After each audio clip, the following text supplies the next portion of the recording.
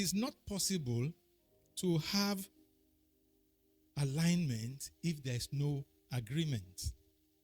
When we were young, in primary school, some people are very athletic. So when we go to do sports, some people you can be sure they are the ones that will come first if you do long jump, if you do the high jump, 100 and all that. So they invented some races that are not necessarily about your athletic prowess. For example, it used to be egg and spoon race. But each time the egg fell, it broke.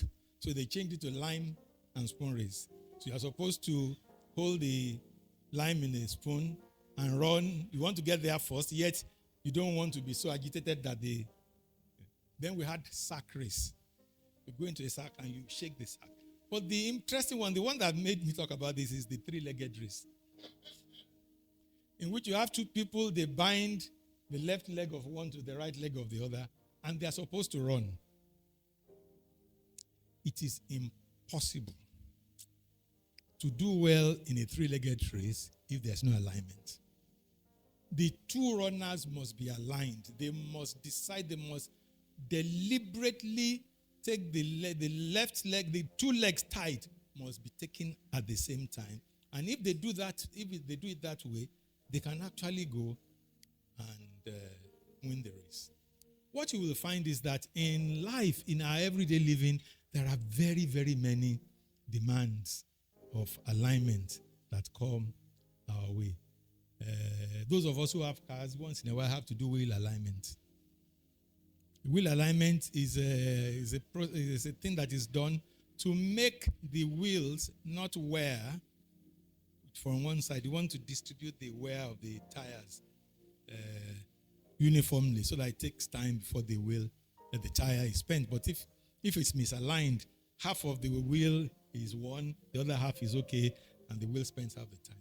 When you write on a word processor, even on paper, you may want to do text alignment. You want both sides to end the same way. So there are very many times in which we have to achieve alignment in our everyday. So we should realize that alignment is something we have to keep at consciously, because alignment is what produces resonance, which we need, which we now see that runs a lot of our life's processes. And when alignment produces resonance, we then achieve synergy. Synergy, very related to a lot of things we said in the morning at the first service about the operating system, is the phenomenon in which many things work together to the extent that the overall result of their coming together is a lot more than when you add the individual contributions. The total effect is greater than the component effect. And this is... we find this all over the Bible. One shall put 1,000 to flight, two shall put 10,000 to flight. That is the result of alignment, a lot of synergy. There is a lot of synergy that comes from resonance in alignment.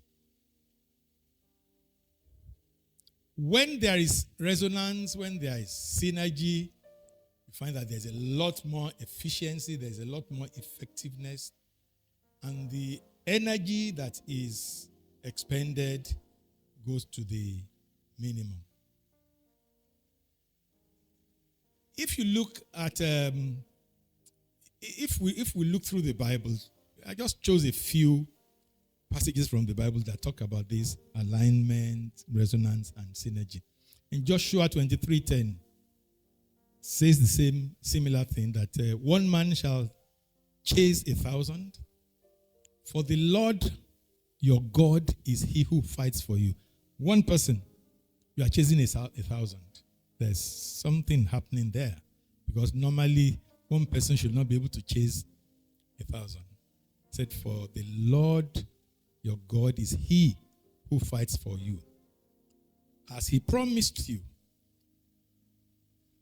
In Leviticus 26:8, it says, 5 of you will pursue 100, and 100 of you will pursue 10,000. If it is simple arithmetic progression, because 5 people are pursuing 100, that's each one pursuing 20. So,